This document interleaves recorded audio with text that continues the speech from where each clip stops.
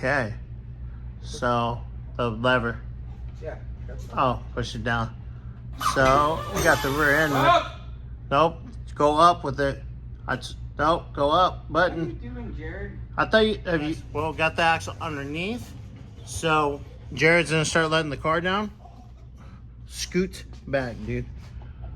And I'll start lining it up. Go ahead and start letting it down. Keep going. Keep going. Give me 1 second. Let it down. Let it down. Let it down. Let it down. Right there. Tap it more. Just a quick little more. Right there. Perfect. Thank you. All right. So I'm gonna get these control arms, upper control arms in. We're gonna see if we get the sway bar links bolted back up, and then we'll let it down some more, and we'll start getting these shocks in. And can we get the springs in or no? Maybe. I think so. We might be able to get the springs in. Yeah, I think the shocks kind of held that in.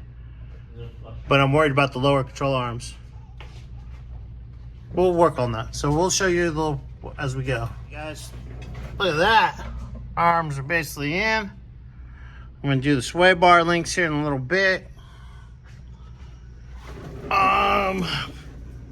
Just before I put the shocks on, I'll probably put the springs in real quick. And then I can put the shocks on. And that's it for the rear end until the other bushing's coming. Yay. Yay, I'm going to Hawaii.